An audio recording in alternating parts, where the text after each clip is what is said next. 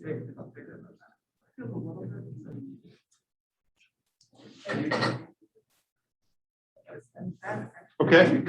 welcome everybody.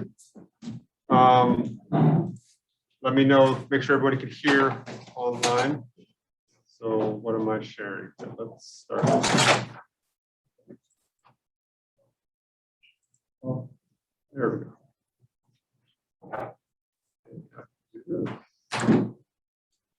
Oh, all right. Welcome everybody.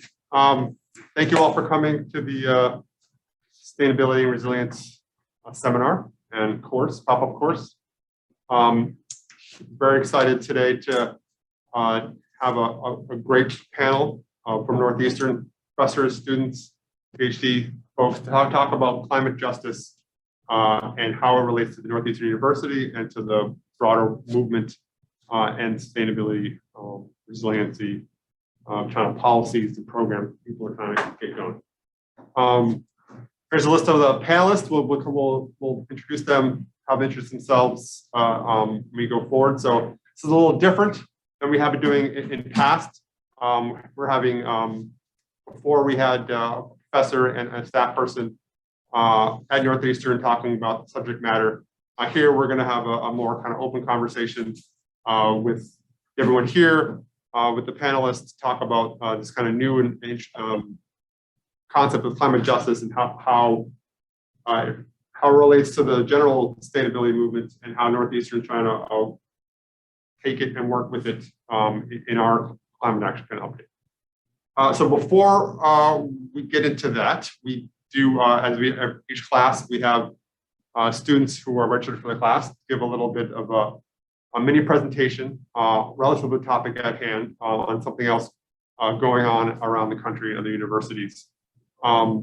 So without further ado, we're going to be technically challenged here, but Philip is on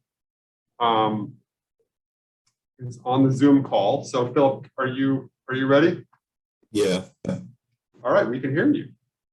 Why don't you just tell me when to click forward and I'll do it. So please introduce yourself. And everyone can see you there, I think. Yes. Okay. Go ahead. Okay. Hi, I'm Philippe. I'm a fifth year politics, philosophy, and economics major. And I was told to do a presentation on climate justice. So I looked into like a few different things, but one of the things that I saw was this is Kanye West's house. That's why I like picked it for the title slide, just because if you look to your right, it's all burned out from the wildfire. But since he had like a lot of money, he could like build this like, I don't know, like this like sand moat or something. So that's why his house didn't get burned down.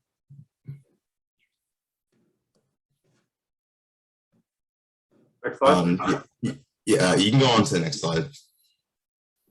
And I was just doing some research on the cost of energy towards different households, and for whatever reason, like there's a few different reasons. Like one of them is that they said that it's possible that they're in areas where the energy isn't like being like efficiently distributed or something like that. But they gave like a few different reasons, but there's like disparities in how much people are paying for the energy, and it's usually minorities who end up paying more at the end of the day.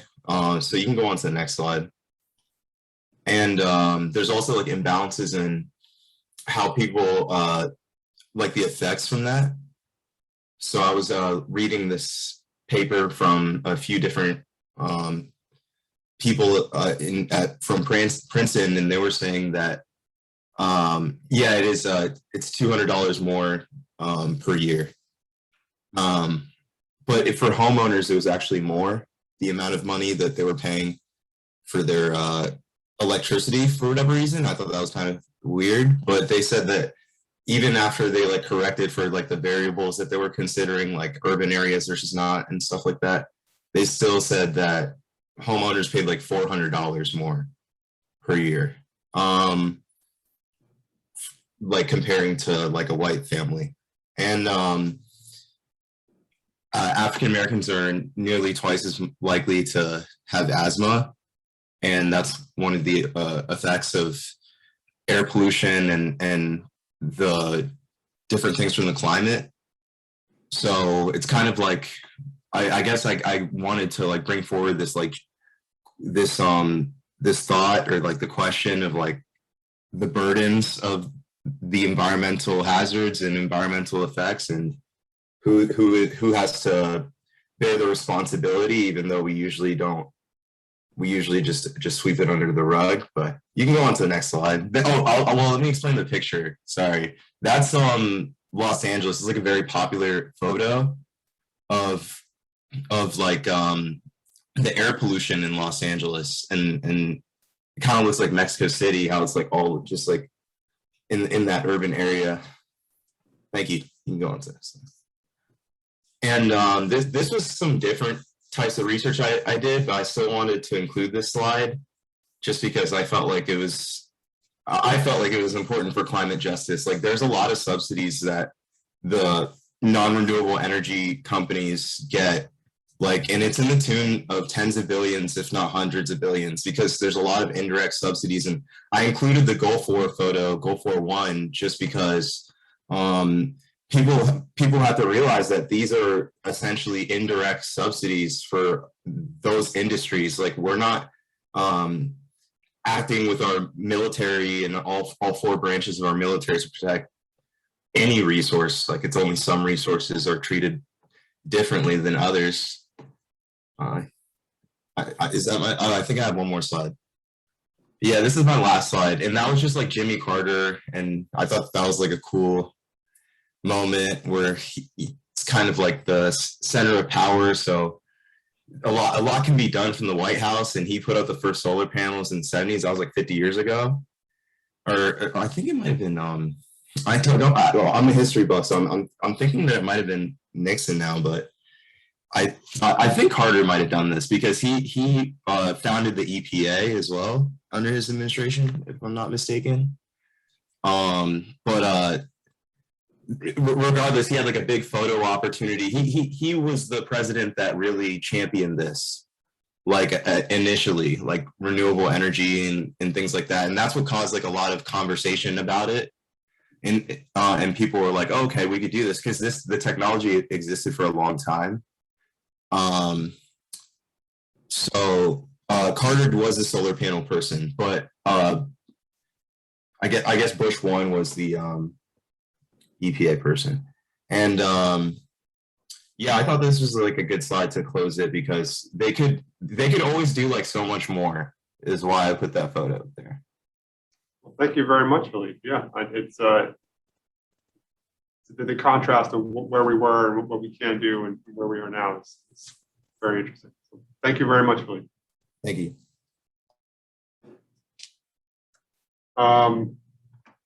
Next, Regia and Julian.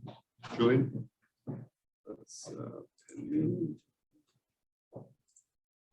All right, so it's just cameras over there. So move forward. So we are going to talk about the climate justice at Texas Southern University. It's presented by Julian and Yunjia. So we did a little bit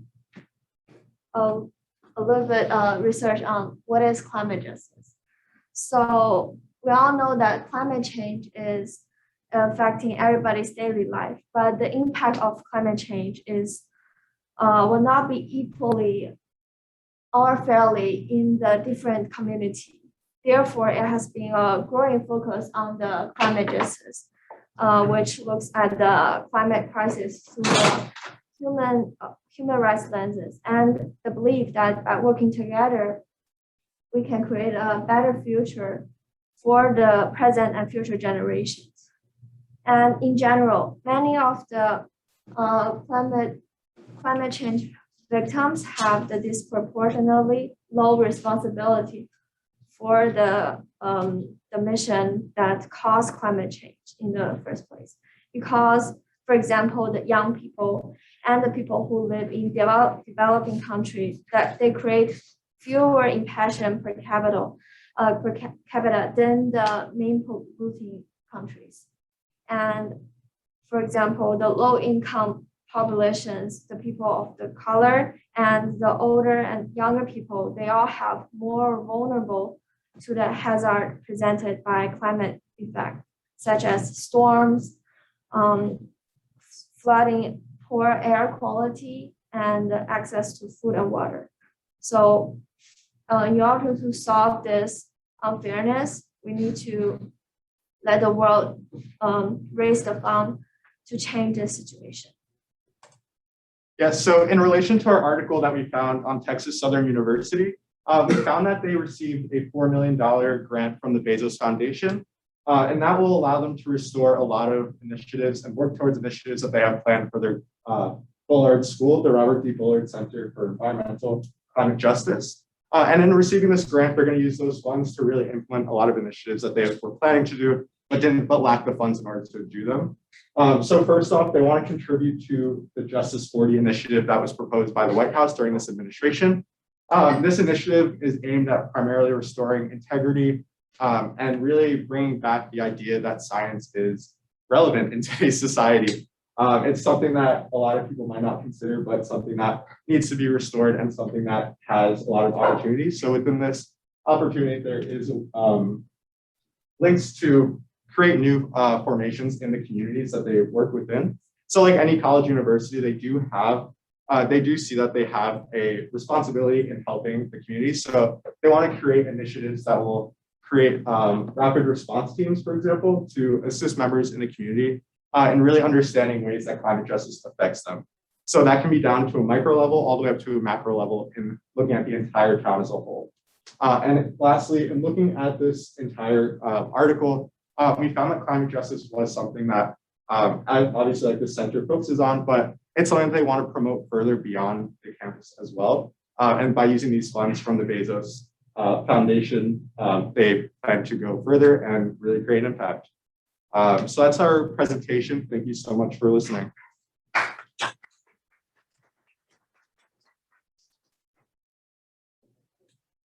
Without further ado, I can come up.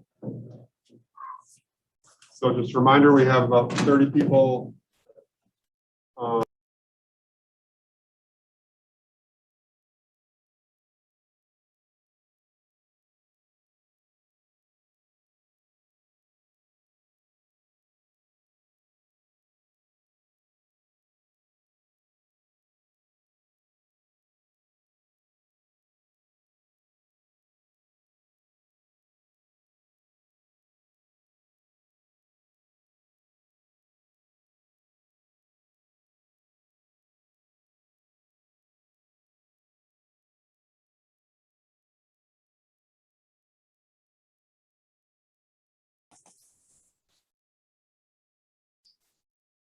Absolutely, please get started. Yes, I'll have you guys introduce yourselves, but thank you very much for coming.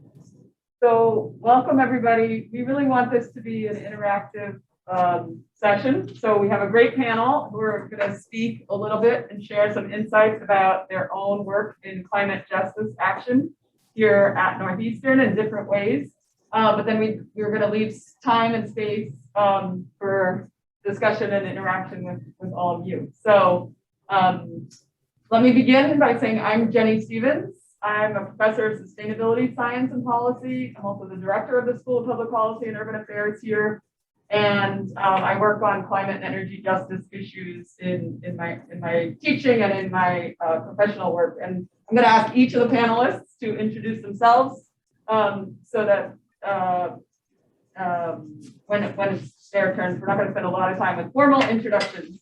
But I want to begin by just contextualizing this discussion a little bit by just, and this is the first question I want to ask the panelists. In addition, they're going to introduce themselves, but also share with us what's different in their mind between climate justice action and climate action.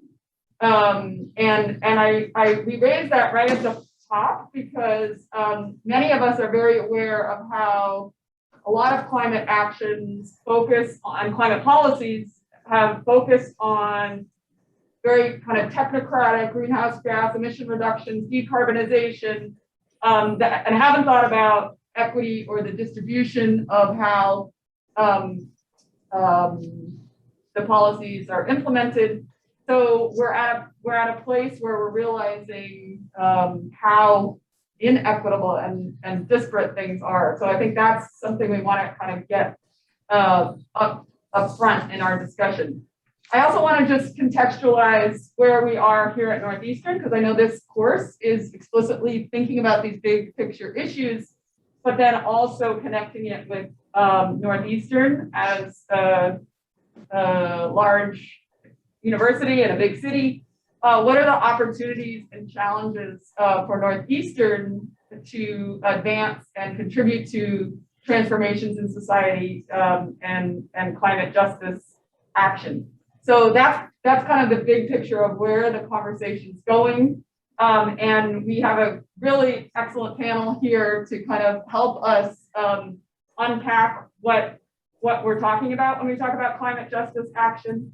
And then and some specifics about what it means for Northeastern University or any university or college and kind of the higher educational sector. So with that, I guess the only other thing I will mention is that there are multiple ongoing initiatives that we want to tie this discussion in with and hopefully mobilize and inspire all of you to get involved. There is a university-wide climate justice action planning process that is ongoing that Jacob can also tell us more about before the end of class. And that is a process of updating Northeastern's climate action plan, because we actually at the university, we have a climate action plan, but it's from 2010. So we need to update that and we need to integrate justice components into that. The other thing I want to mention is there are many student groups and student engagement on these issues, and some of you are here and it's part of this discussion, and we welcome more of your insights and suggestions, and we want to know more about what you're all working on, including the Divest student campaign here at Northeastern. And the other thing I just want to acknowledge, there's a faculty committee on climate justice that passed a resolution last April, and that called on the university to demonstrate leadership in climate justice, and that actually included recommending divestment as a piece of that within the next 2 years.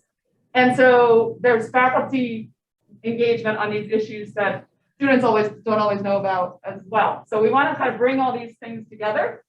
And so let's open it up. And what I'd like to, as I said, I'd like to hear from each of the panelists. Basically start with introducing yourself and how do you focus on climate justice in your own professional work? And then in your view, how is climate justice different than climate action? And who would like to start? Okay, go ahead. Hi, I'm Em. I'm a fifth-year electrical engineering major with minor in public policy. Pronouns are she or they. So I approach this work from both like the technical and like the organizing standpoint. I am a former hub lead and current outreach lead of Sunrise Northeastern, which nationally is a movement to stop climate change and create millions of good jobs. And on campus, we are focusing on the climate justice action plan effort. And I also do organizing, focusing on racial justice and food justice in the city.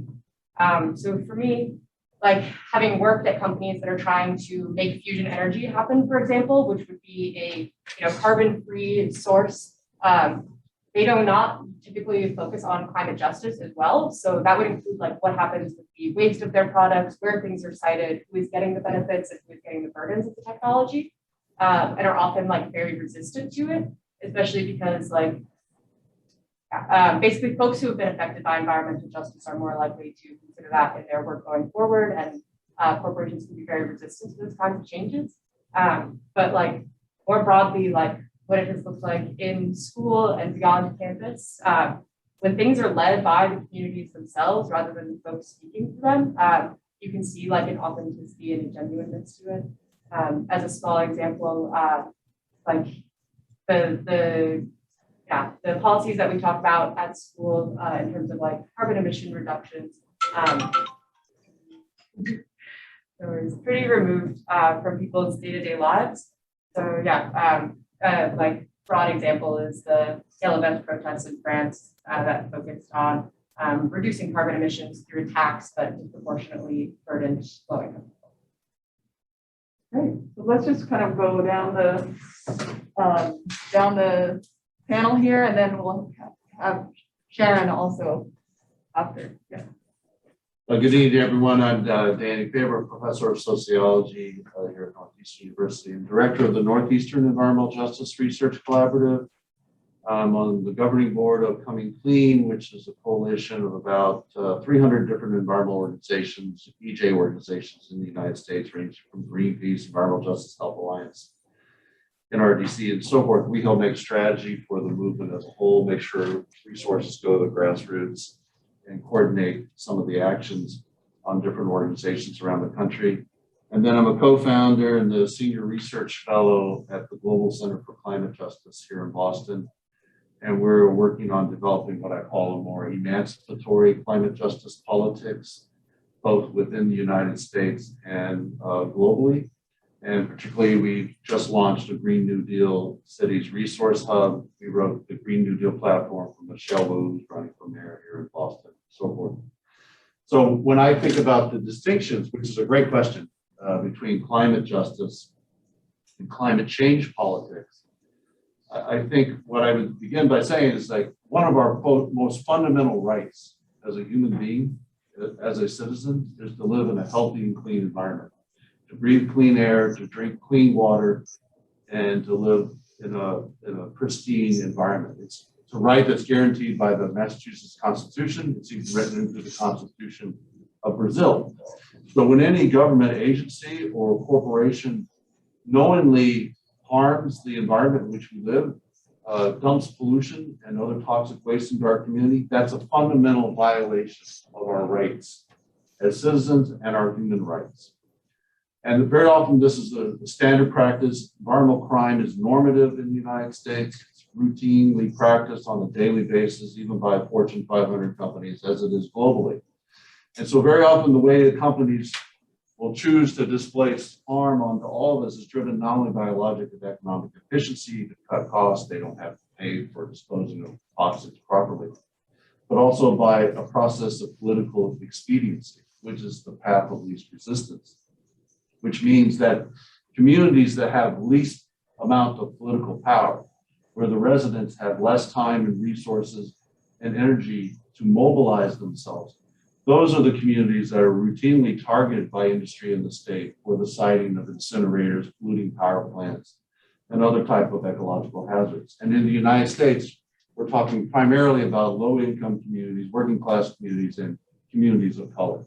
So it's no accident that as pollutants and ecological crises have become more mobile, if you will, over the last 20, 30 years, as pollutions become commodified, that we've seen the rise of the environmental justice movement in the United States, in Latinx communities, in low-income communities in Appalachia, in African-American communities in the rural South and the West, indigenous communities, because more and more of the ecological crisis is being displaced into these communities because they lack political economic power, which means first and foremost, this is an issue about power.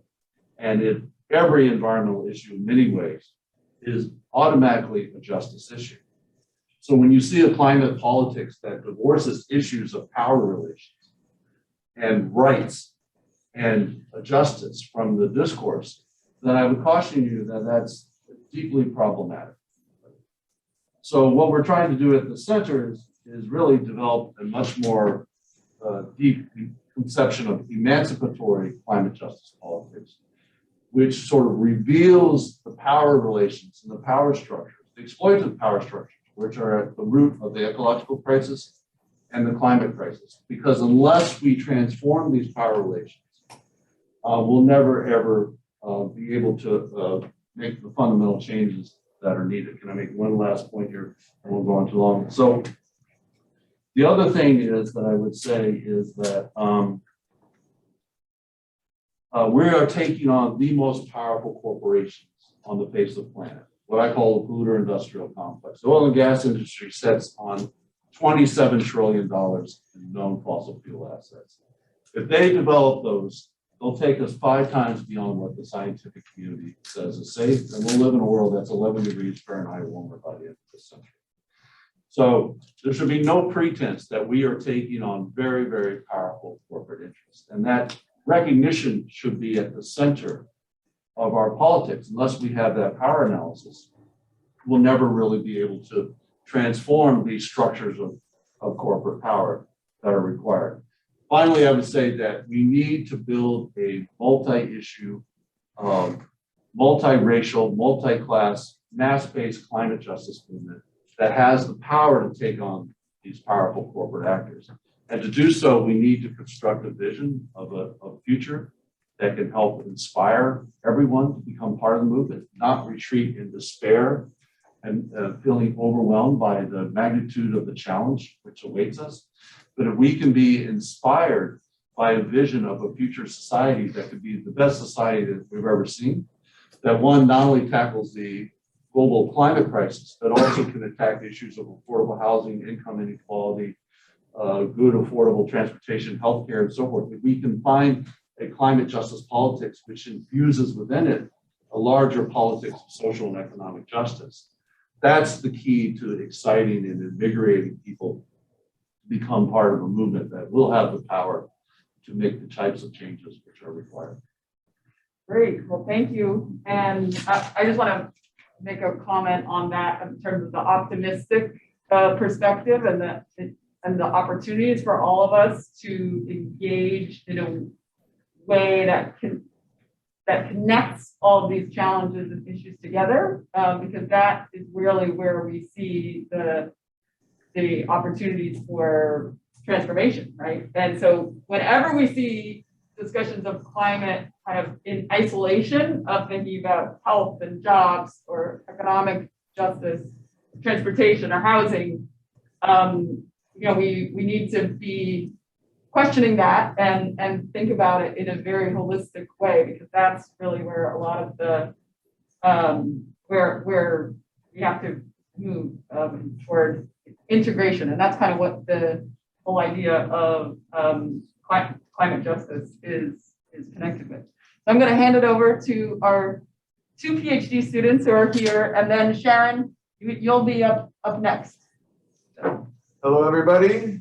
Hello to the people at home. My name is Elijah. I'm a 3rd-year PhD student in public policy.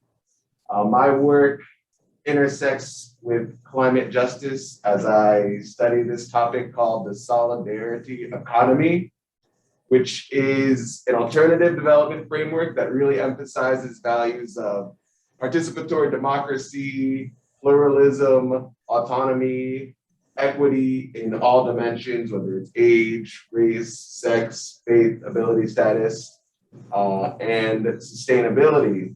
And so some of the results of initiatives or communities trying to apply this framework looks like the achievement of sustainable development goals because they care about sustainability, as well as equity for marginalized populations who maybe don't get paid as well by the mainstream economy or don't even get hired at all in the mainstream economy.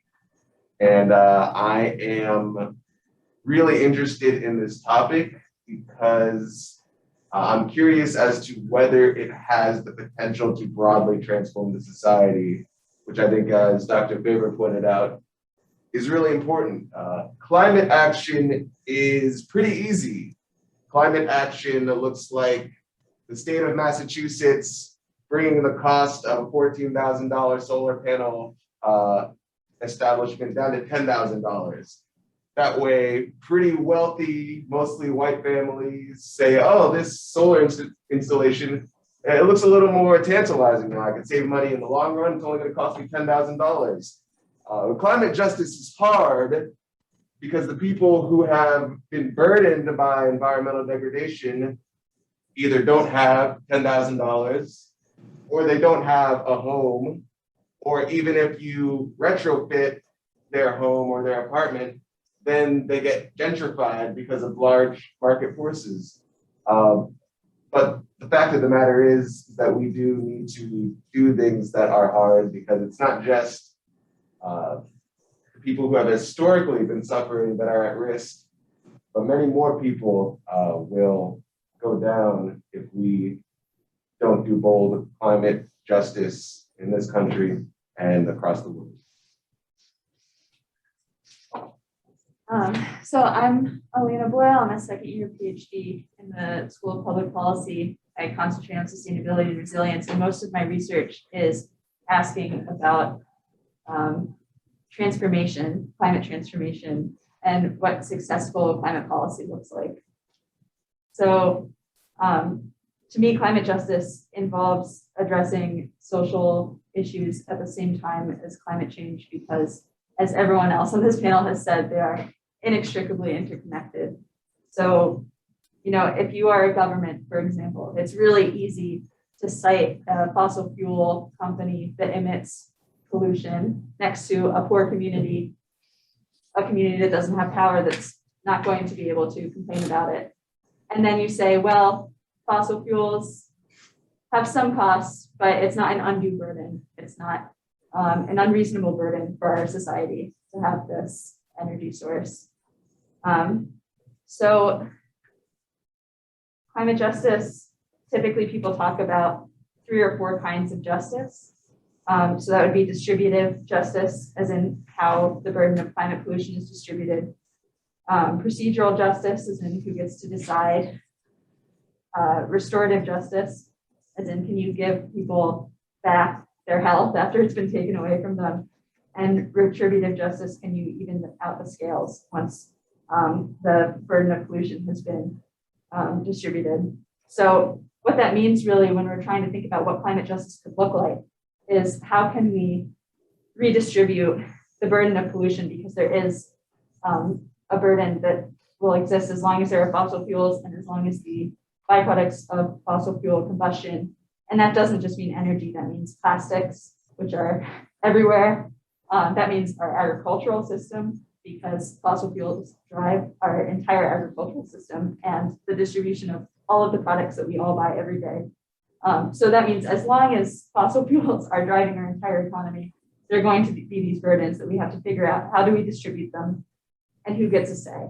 So climate justice means not just involving the people who've historically had a say, it means the people who are most tangibly affected. It means thinking about future generations, which really, frankly, is a lot of us in this room at this point. And so my work really concentrates on asking these questions. Just as a aside, I'm not sure when an appropriate time in this conversation to bring this up is, but I've been working in a group with several of the people in this room on a project to look at what a Green New Deal policy might look like, or a climate justice policy could look like at Northeastern. I say Green New Deal because we have a previous publication on Green New Deal policies, and this is a kind of climate policy that just it addresses more than just climate change. So it addresses climate change, it addresses jobs, it addresses infrastructure, health, and education, with the idea being that in order to address climate change, you can create a positive outcome for society if you are also addressing all of these other things in tandem. So for example, you're creating good jobs to implement climate solutions. So that's where my research lies. That's what I'm interested in. Looking forward to the conversation with all of you. Great, and we'll come back to the question of universities and what this looks like at Northeastern in the next round. Sharon, do you want to? Sure. Can you hear me all right? We're not hearing you in the classroom. You're not hearing me? We can hear you online. or seeing you. You're seeing me, but you can't hear me. My microphone is turned all the way up. Hold on, Sharon. Try now. Can you hear me now? Yes, now we can hear you. Okay, and you can see me? Yeah. What a benefit, okay. Thank you. So my name is Sharon Harlan, and I am a professor and chair of the Department of Health Sciences, and I also have an appointment in the Department of Sociology and Anthropology, and I am a sociologist who studies environmental health. So the way my research is related to climate justice is that it's about the effects of extremely hot weather on human health. And this is a problem. I'd just like to take a few seconds and tell you that it is a serious health problem. Heat waves kill more people each year than any other weather disaster. And heat causes orders of magnitude more hospitalizations and illnesses than it does deaths. So we know that on heat wave days, total mortality in the United States is 5% higher than on non-heat wave days. And it affects people directly. This is the way we mostly think of it, right, through exposure, heat exhaustion, heat stroke, but it also aggravates underlying health conditions, which is how it's actually how the heat has the most effect on human health. So what's happening with climate change is that it's increasing heat deaths in the US and worldwide. And so we're looking at tens of thousands more deaths in the future than we have now from heat, and in the not too distant future. And we see this, even in temperate cities like Boston. I don't know if you know how many days this summer we were over 90 degrees, but it was 24 days. And in Seattle, they had temperatures of 108 Fahrenheit. So this is just the beginning of an issue that is going to become very salient for climate justice. So my research in particular is known for examining the disproportionate effects of extreme heat on vulnerable populations. My collaborators and I were one of the first teams to develop models that showed that the burdens of heat, death, and illness are much more likely to fall on vulnerable populations in lower income neighborhoods and communities of color in cities. And there are several reasons for this, and they are all related to environmental and social inequalities that lead to climate injustices. I'll just tell you four. One is the built environments of cities and the inequalities in that, as Philip was pointing out in his opening presentation. So population density, pollution, buildings, pavement, lack of trees and open spaces, these all create the urban heat island effect. And these temperatures we call microclimates vary across the city, and poor people and communities of color live in the areas with the degraded environments and higher temperatures. So outdoor heat exposure is greater. Those people are also more likely to work in outdoor occupations where heat exposure is greater. They are most likely to live in inferior housing quality in those neighborhoods. Without air conditioning, there's a lot more heat deaths in places and dwellings that don't have it. And there's a lot of evidence that people in lower income brackets can't afford it. And sometimes the utilities will even shut off their electricity during heat waves. But the biggest factor of all in heat mortality is unhoused people who live on the streets, who are exposed all the time. And they're most likely to be found in lower income areas. And there are many other factors that place them at risk.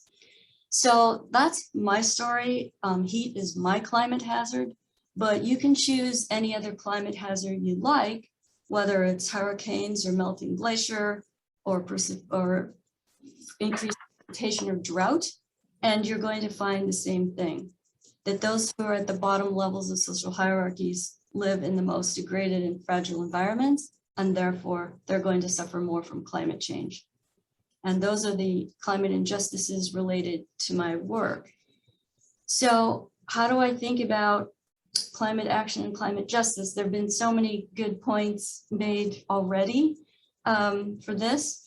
I would just add, I guess, one thing, the way I think about it, the climate change is about whether the human species is going to survive on Earth, because there are studies that show that large swatches of the Earth are going to become uninhabitable, right? Food and water will be threatened, and the temperatures will exceed human tolerance. So climate justice, though, is about which kinds of people, who is going to survive, right? Who will survive, who will be displaced, what are the conditions that they live under. So in the same way, it's great to see action on climate change. You know, we have the Intergovernmental Panel on Climate Change that's been chugging along since 1988. Now we have a president and administration in the United States who care about this and who are making, you know, more favorable policies, trying to move away from fossil fuels, creating an interagency task force on extreme heat. We have cities adopting, you know, climate adaptation plans. But the question is the same. If we don't have climate justice, if we don't have that lens that we look at each one of these initiatives in terms of who stands to benefit the most and least, then we don't have a path to climate justice. So we need to apply that lens to global and local scales. And we need to think about problems and solutions to climate change from the perspectives of race, culture, gender, and their intersections with social class, because that's what climate justice is about to me. Thank you. Great. Well, thank you all. We do want to move to more interactive session. But first, I want to come back to the panelists and kind of let them go through and answer one additional question that actually focuses on the role of higher education. What can universities do in addition to doing research on this, right, which reveals some of the challenges and the inequities? What else can Northeastern be doing? What else can higher ed in general be doing? And to start this off, I just want to read the Faculty Committee on Climate Justice from last year proposed this as a principle and a kind of definition of climate justice. So moving beyond traditional climate action, focused on emission reductions, and climate justice action recognizes three things. First, that many policies, processes, and practices of wealthy nations and established institutions are actually the drivers of climate change. So kind of acknowledging our own role in driving climate change. Number two, acknowledging that the impacts of climate disruptions and the capacity to adapt are distributed unequally among and within local and global communities. And number three, equitable climate adaptation and strengthening climate resilience requires new transformative investments, innovations to rectify the disproportionate burdens on those who are most vulnerable to ongoing and future climate impacts. So what I'd like to hear, so that kind of the culmination of that is that climate justice action involves striving for transformative systemic changes that integrate both technological and social innovation while prioritizing social and racial and economic justice. So that's kind of the call. What I'd like to go hear from our panelists is like how to operationalize that. What could we be doing differently here at Northeastern or in higher education in general? So we'll follow the same plan, and let's try to make these answers kind of very specific and tangible and brief so that we can hear from everybody, and also open it up because we are going to end. We end right at 6:30. Is that right? The panel? Yeah. So we have still have time, but let's keep the answers relatively short.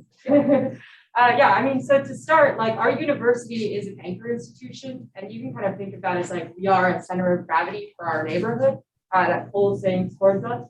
And that comes with certain responsibilities in my mind. And like it enables us to be a leader for our neighborhood, and it means that the things that we do here have a really strong impact on folks. So to give like a very concrete example, Northeastern wants to build another new luxury high-rise dorm on the Columbus side of campus in Roxbury. And building another high-rise dorm like will, by nature, like raise the surrounding rents of the area. Many students can't afford to live there, so it is a housing justice issue. And yeah, like the construction that comes along with it, its energy is not going to come from renewable sources. That is like a tangible choice that Northeastern is taking that will increase climate inequities in our area. There are things that Northeastern can do tangibly to increase like climate justice. One of those would be like a microgrid program on campus. We could have like there's not a ton of reason for us not to have most of our renewable energy or most of our energy coming from renewable sources. And by having like an established small microgrid network using virtual power plants, we could make it easier and cheaper for renters in the community to have solar panels on their building. There are a few like natural gas power plants like throughout the city of Boston, including like in the Longwood area, and like this would displace some of like their energy load. So yeah, that's just a few energy specific ones. Make the university part of the solution. And so, yes, number one, green the campus and use the campus as a laboratory for developing these types of innovations and examples that can be used not only in other college campuses, but in communities all across the country. You laid that out beautifully. Number two, weaponize the endowment. So many foundations are doing this. Rockefeller Brothers and others, for example, that was founded on Standard Oil's money, is not only divest, but also reinvest in the future, reinvest in the alternatives that are going to employ our students once they graduate here, reinvest in the types of solutions that are needed to solve the climate crisis. Look at the Ford Foundation. This is so common among universities and even major environmental foundations like the Ford Foundation. On the one hand, they have their mission, which is to advance politics around climate change, environmental protection, and so forth. But what do they do with their endowment? They invest in some of the worst corporate polluters you can imagine, hoping to maximize the return on their investments. And then they go around and give the money that they earn from investing in corporate polluters to various grantees who are involved in the very same battles against those corporations. So we have, and universities all across the country, have tens of billions of dollars at their disposal that they could use to help make that new future, to create those new jobs and those new experiments that you could be part of when you graduate. Third, enhance the curriculum and the academic training for this new future and for the professions that we're going to need to be part of the solution, and particularly to bring this more intersectional analysis. Look at how different issues are intersect. Look how issues of race, class, gender, and power intersect. So the type of curriculum which is solutions oriented, which has a more sophisticated approach, which can again help prepare our students to be part of the solution moving forward, and also to help finally to build momentum for the movement, to do more to support the movement outwardly and take a public stand, for example, against climate change and for climate justice, and to offer support to organizations that are working in the community, which Northeastern is a part, to help make this new future a reality. So many of us are probably aware that Democrats and Republicans have never been further apart, whether it comes to their politics or the way they see reality itself. But another great dividing line in our society is whether you have a college degree or not. The fact is that higher education, in many ways, is a self-serving institution. It's a big club, and a lot of America is not in it. And a lot of America is very upset at that. And so one thing that I think would be great that Northeastern, as well as higher education institutions across the board, could do is actually invest in clean jobs in their communities, not just internships or students of the university, but actually going out into communities and getting these people into good, clean, preferably union jobs. Northeastern right now actually has a great co-op program, but it's not particularly structured in any way. So what I'm saying is the model is already here. The tools are here to bring together both students, academics, and people in the community to work on clean projects, hopefully give community members a better idea about what universities are all about, while helping universities live up to the story that they like to tell about being great university partners. And when you think about any additional funding, there's a lot of talk in Congress and among politicians about a civilian climate corps. That in reality could be partnerships between scholars, students, and members of different communities. I think that would be great to see. So I think when we're talking about tangible ideas for the university to implement, firstly, eliminating fossil fuel heat and power from buildings, such as through microgrids, as I've said, is essential.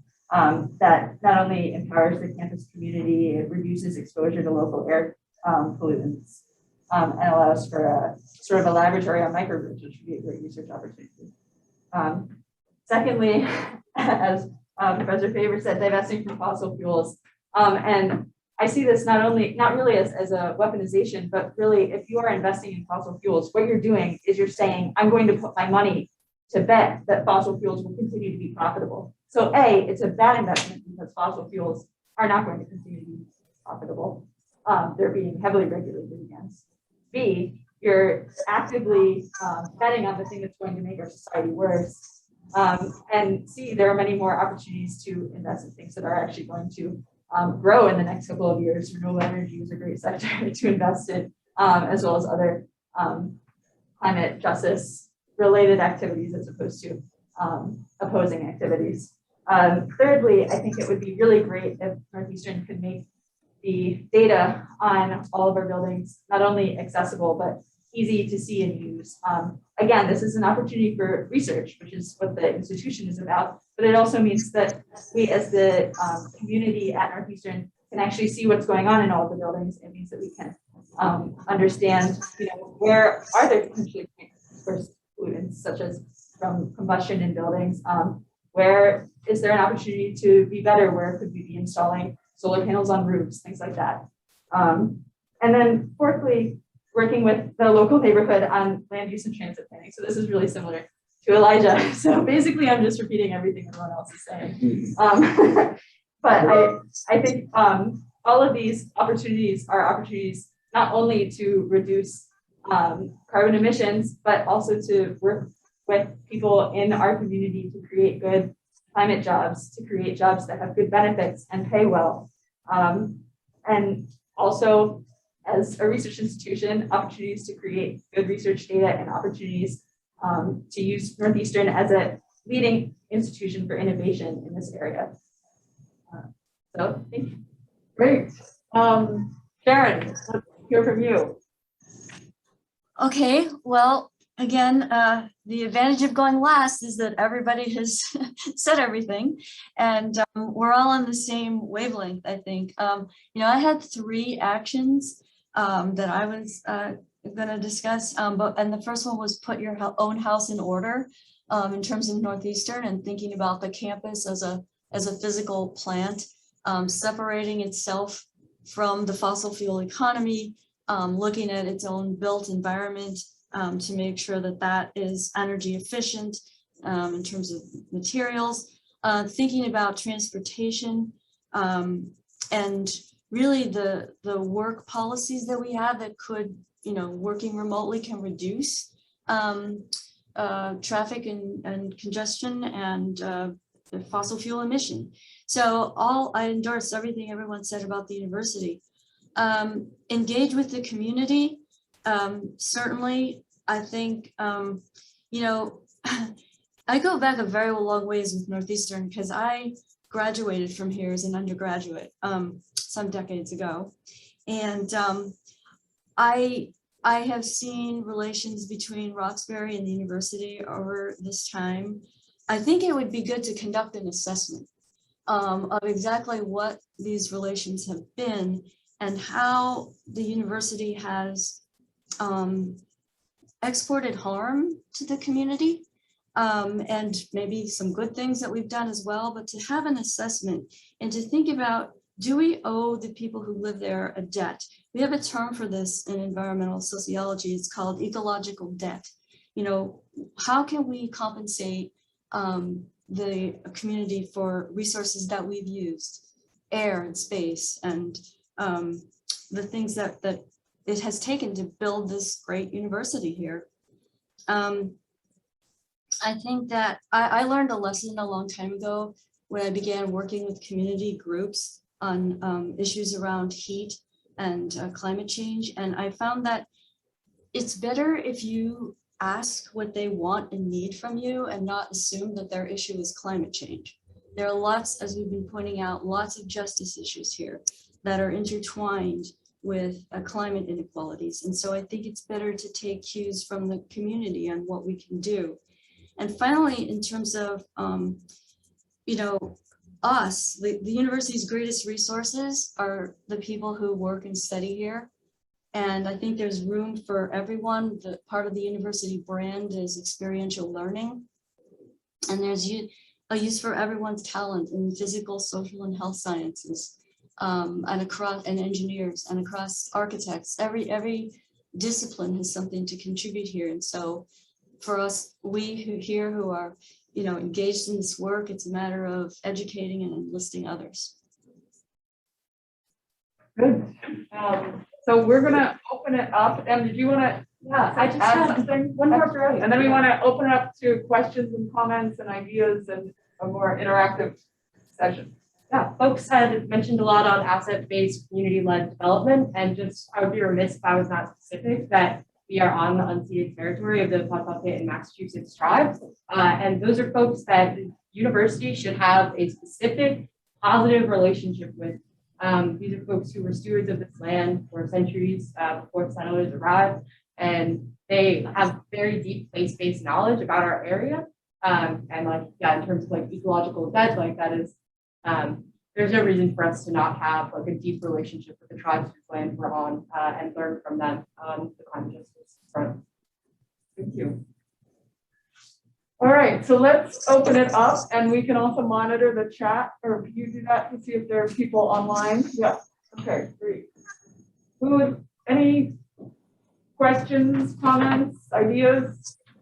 Yeah. If you could introduce yourself, that would be great. Mary, I'm a fourth year of graduate. So I guess my question, and kind of a comment and a question, is just like we keep mentioning that there are certain like marginalized groups of people who are impacted by these issues, these climate issues. But the thing is that like a lot of this information is being discussed in academic settings where these groups of people don't have access to this information, and in many ways they don't know how to be impacted by climate issues. So like, how can they advocate for themselves if they don't even know how to be affected? So I guess it's like, how do we make this information like more mainstream, but in a way that is able to be understood by everybody who is not like in academic settings? Great question. So if I could. Please repeat the question. So the question is, how can we take the great work that's being done by those scholars and academics in the university setting and make it more accessible and available to the broader public? That's exactly why we started the Global Center for Climate Justice. It's not based in the university, it's based in the community. And what we're doing is trying to take the leading work that's being produced around climate justice politics and put it into a popular discourse. So it's available and accessible to the broader public. Bring some of this work out behind an academic paywall, out of a journal which 500 people read. We think it's important, and now it's available through our newsletter to tens of thousands of people.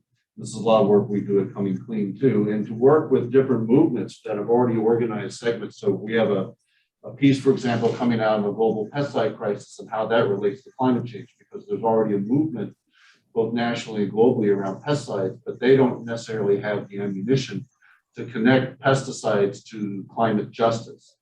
So being real strategic in our thinking, in our scholarship, about how we can bring different movements together and show how they have common cause. We have a report coming out on voter suppression, which is you'll never get anywhere around climate change if the right is successful in implementing these voter suppression measures and dismantling our democracy. So writing a piece which can tie into popular movements, working around voting rights and protecting our democracy and showing how climate change is part of that. By the way, a lot of money coming for this is coming from the fossil fuel industry because they're involved in these fights on the grassroots with indigenous peoples around pipelines and the Dakota access and so forth. So huge amounts of money that have been flowing from the oil and gas industry into voter suppression efforts all over the country. So making those types of connections really explicit so that people, the climate change is something that's this year, 30% of the American people were impacted by climate related disasters. This compares to 11% just 4 years ago. So the climate crisis is impacting more and more of the population. A lot of people care about issues that are of bigger importance, affordable housing, for example, things like that. So we can connect those issues to a climate justice agenda. Then we kind of build those bridges which are necessary so that people can see how this can really improve their lives at a local level.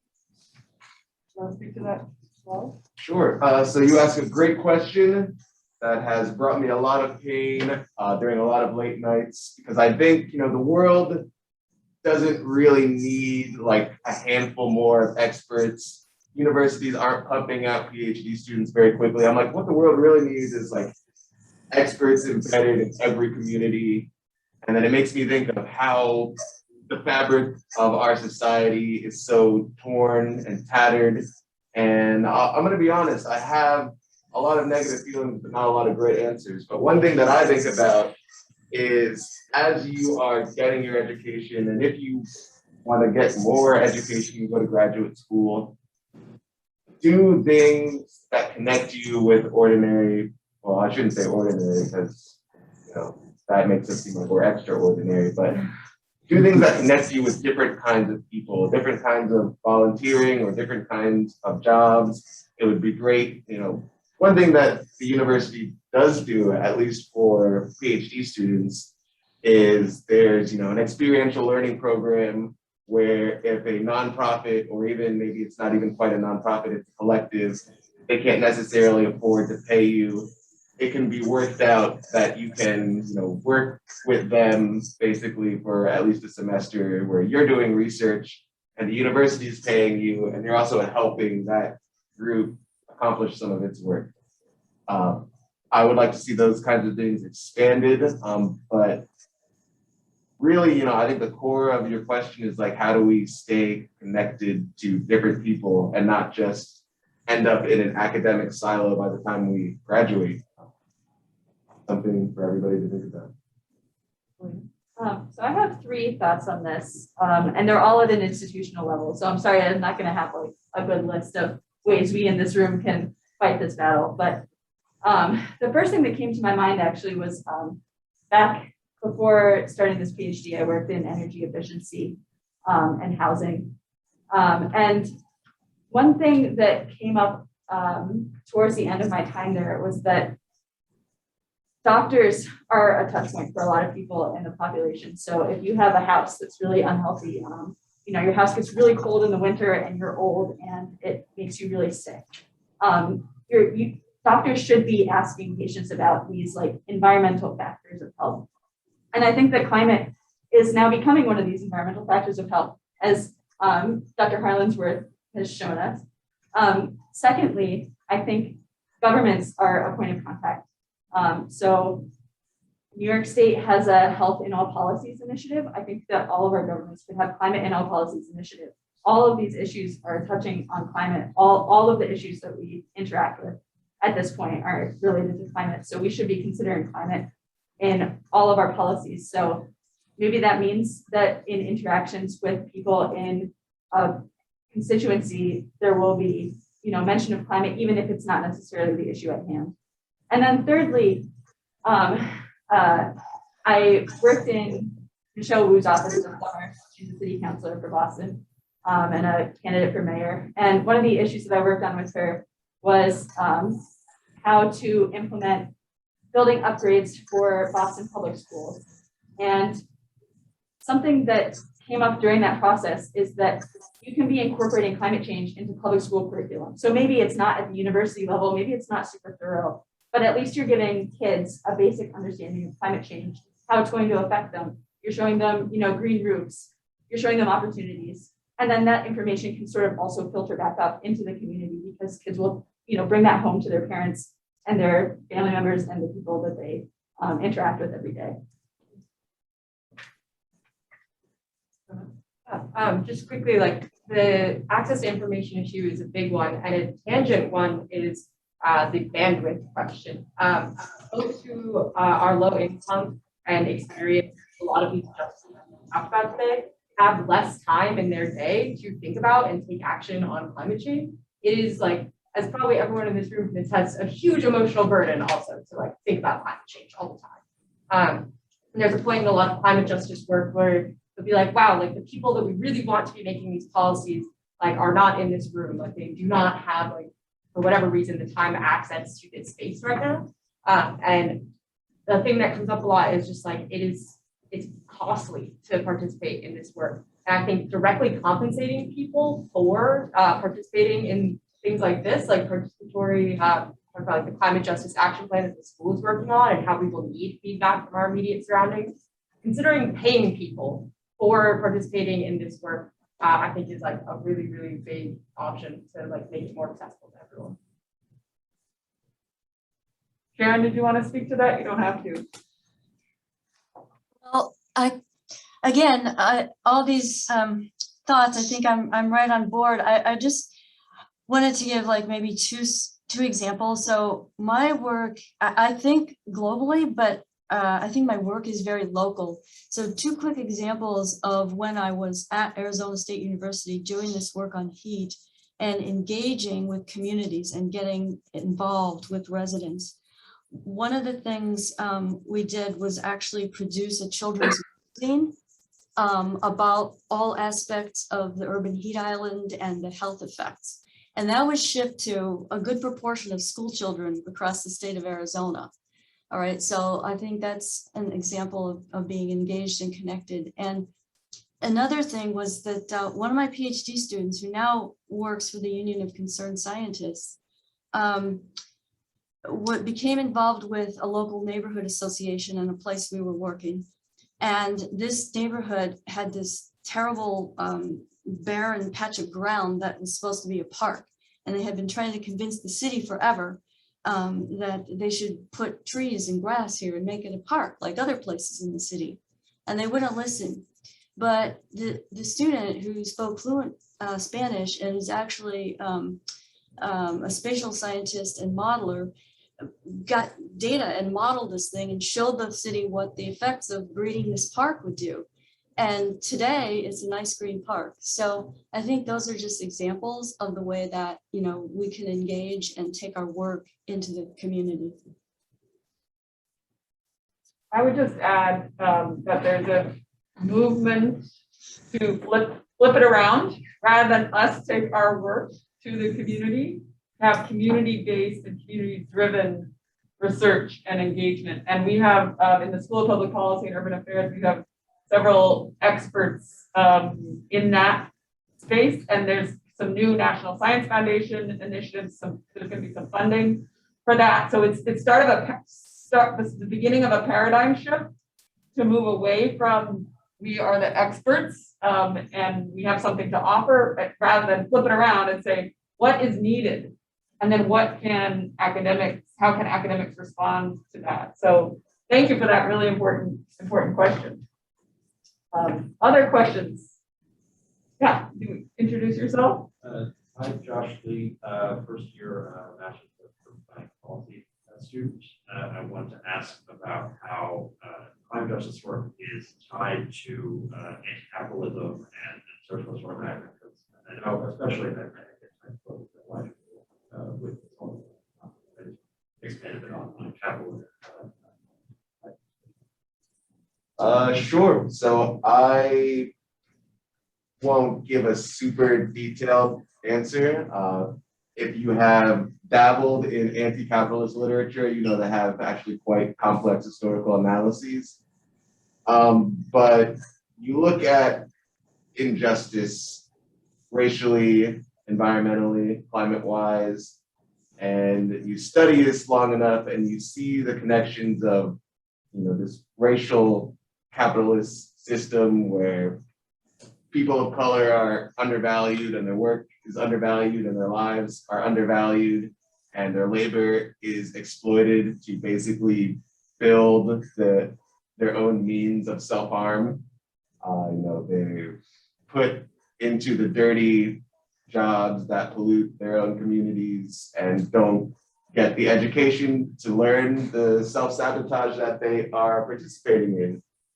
So you think about that historical reality, and anti-capitalism is a prevalent viewpoint in the solidarity economy, which if nobody wants to like add any more reading to their coursework, there's lots of YouTube videos on the solidarity economy that are really great.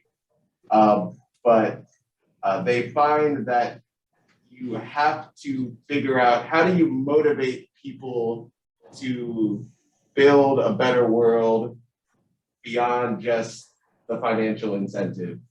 And, you know, it sounds like a crazy socialist plot, but then you start looking into it and there's actually examples of that all over the world. People are motivated by a lot more things than money, but economics is complex and class reductionism is also not helpful. So it goes into the divides within the left. Is it about class? Is it about race? What about gender? There's a lot of words coming out of my mouth as I'm responding to you, but the linkages are there. I guess one, you know, simple way that I would put it is what I'm studying, the solidarity economy. If the welfare state is embedded in liberalism, or these ideas of liberalism are just sort of embedded into the mainstream of society, the solidarity economy in a way is embedded socialism, where it's not top down, it's people from the bottom up building the power and the tools to control their own resources. And it's fascinating, and we could talk more if you want to after this. That's a great question. I go to bed thinking about that question, and I wake up in the morning thinking about that question. The connections between the exploitation of people and nature. I'm writing a book right now on the ecological contradictions of American capitalism. I founded the journal Capitalism, Nature, Socialism, and I wrote the environmental justice platform for Bernie Sanders' 2016 presidential campaign. And so, in my view, we will never have genuine democratic control over our relationship with nature until we have democratic social control over the economy. Right now, the economy remains in private hands, and the decision-making that drives the logic of our economy is for profit. And often we see that the logic of profit maximization runs contrary to ecological sustainability, social justice, and environmental justice. In fact, one could say in the era of corporate-led neoliberal globalization that, you know, capital is revealing its true colors, which is in order to cut costs and maximize profits. One of the primary strategies that corporations, not only in the United States, but all over the world are adopting is to displace greater and greater harm onto the public, particularly communities of color, working class communities. Because these costs, these externalities, if they were to absorb these costs and dispose of toxic waste properly or look for alternatives to fossil fuels and so on, it would compromise their profits and their control over the marketplace. So I would submit to you there's a fundamental contradiction between the protection of the environment and our climate and our rights as citizens to a healthy environment, and the private interest of corporations. And this is playing itself out all over the world. And of course, under corporate globalization, we're seeing greater and greater confiscation, if you will, of the ecological space, not only in the global south, but also in the north, and the greater deprivation of people from their basic means of livelihood. And we're witnessing the greatest exodus of people from rural areas to cities as land is recently taken from them by transnational corporations. So this is one of the most dramatic transformations in our history. And I think confronting those power relations, those corporate power relations, and democratizing the economy, and going for greater social ownership, energy justice, energy democracy. If we truly want to empower people, it is if we become the producers and the owners of our own energy, then that's a notion of emancipatory environmental justice. Productive environmental justice is where we eliminate the production of these risks in the first place. I've always said that I think a very bad slogan for the climate or environmental justice movement is all people should be polluted equally. It's not a great bumper sticker. It's not a great slogan. It should not be about not in my backyard, it should be not in anyone's backyard. We need to eliminate the production of these ecological hazards and risks in the first place. And to do that, we've got to have more democratic control and ownership of the economy. Plain and simple. I would just add to that, that even just in the past few years, the pandemic, the concentration of wealth and power has been getting worse. And this is not good for anybody. I mean, it's not even good for the people in the top 1%, right? Like it's not good. So we're at a point where we need to break those patterns and processes and policies and priorities that allow that to continue to happen. And the climate crisis, because it has this short time horizon with scientists in particular saying we have to act, it actually creates an urgency for social and economic transformation that we're talking about, that is something that adds an additional kind of motivation for bigger transformational change. And I think one of the things we all need to do is hold individuals and organizations accountable, because that's part of what's a central part, I think, of climate justice action, is acknowledging that you're either, striving toward a transformation that disrupts these patterns, or if you're not, you're actually contributing to and continuing to support and exacerbate and perpetuate the systems that are making these concentration of wealth and power the oppressive systems. So basically we're all part of these systems. So it's not an absolute thing in terms of how to separate and change the systems, but part of it is revealing and being honest about our own contribution, and I think that's where we have opportunities to question our organizations, and as well as the policies and practices. So I don't know if anyone else wanted to speak to that question. Like capitalism, as we know it, is based on a model of constant growth. Nothing in our nature system is based on that. A concept that I have really come back to when studying how to combat the climate crisis is biomimicry on all levels. It can happen at like a material level, like looking how we can use spider silk and things like that. But it can also happen on like a systems level. And yeah, so just reframing it and thinking of our economy as one element of our interconnected ecosystem that we live in, and knowing that in nature, there are almost no waste products. Everything that is waste in one process is the start of another process. Yeah, and those are the ideas I find very inspiring, thinking about anti-capitalism. Great. Do we have any questions on online people? Okay. Any others? What do people think about university actions, or I guess connecting it to the other things you've learned about in the class? Any thoughts? Yeah.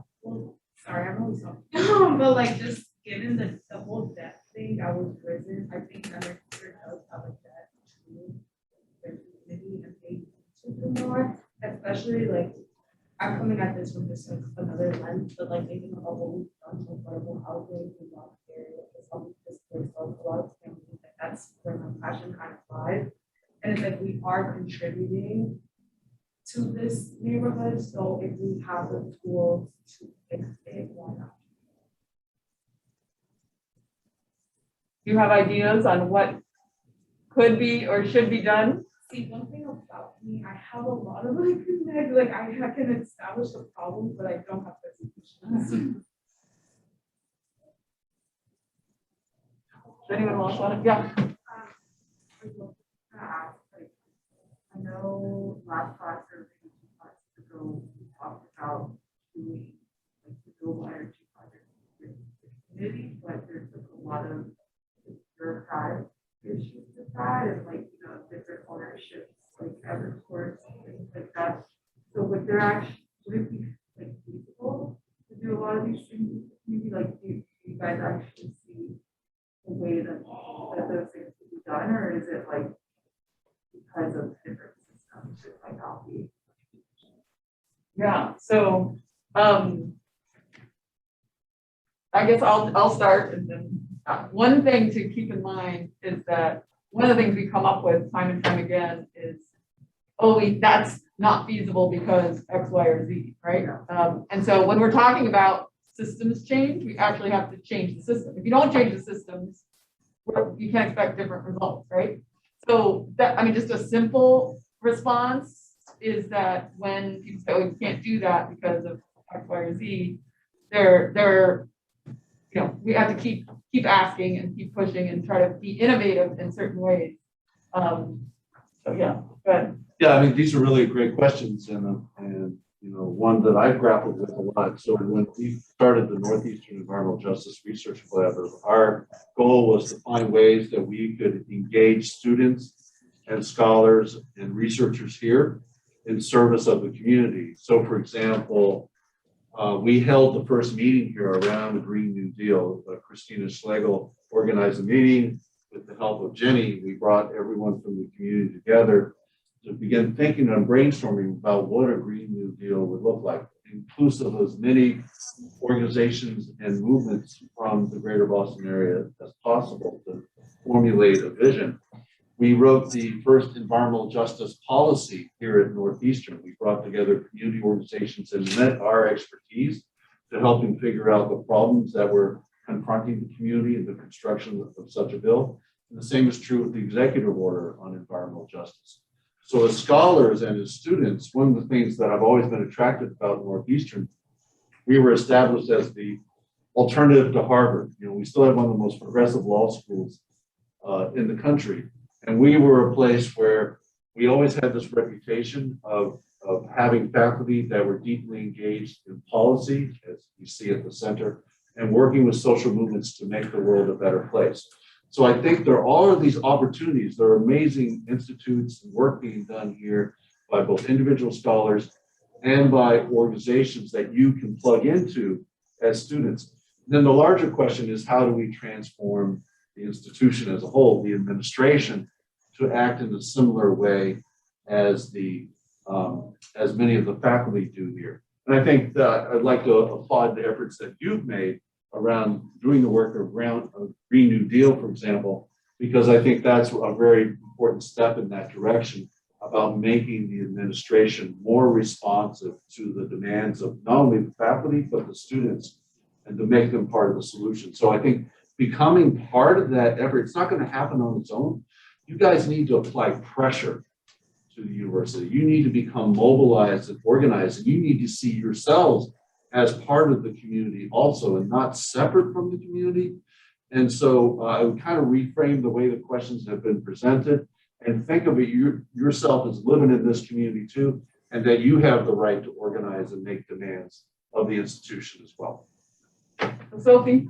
Yeah, I know it's not much time left, but a very related question I wanted to bring up from the chat. You want to ask what mechanisms of accountability can be created for universities to surrounding communities.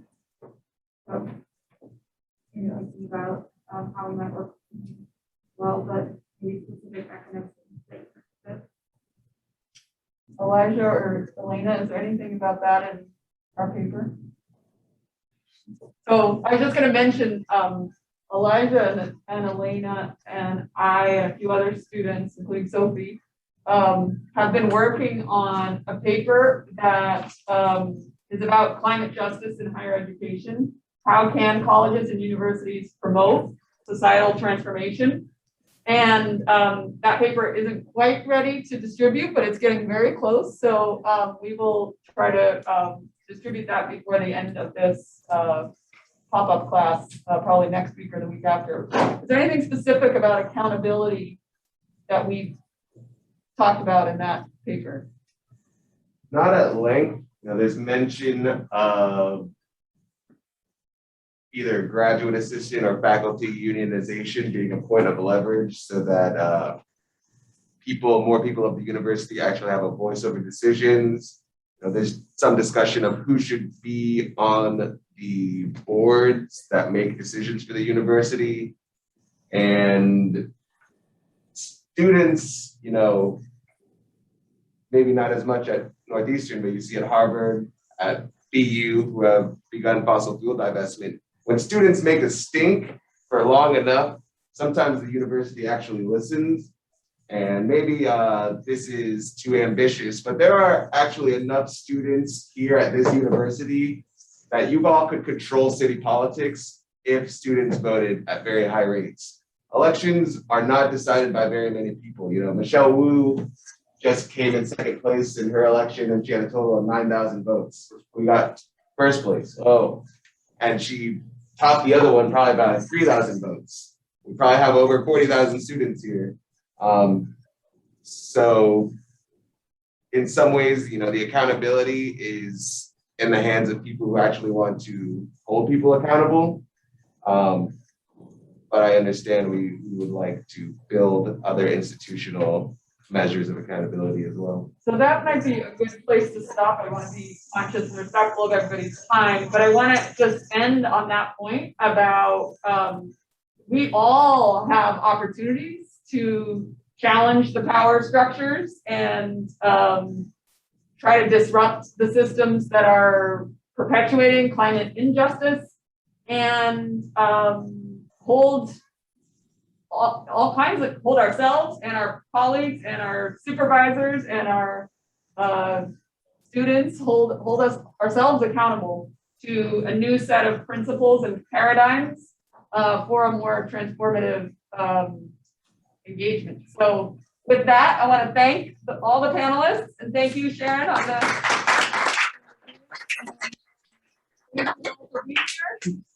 Join Sunrise. Join Sunrise. Come Join chat. Sunrise. Cool. Thank you, everybody online. So thanks, everybody. Thank you all for coming. This was excellent. I'm really glad you guys could come do this. For the class folks, there's a energy tour tomorrow. I think people signed up for. It's meeting tomorrow at 11 in front of this building. And next week is food sustainability. Exciting class with Maureen Timmons and Chris Colton. Thank you, guys. Have a good one. Nice to meet you. I know they're all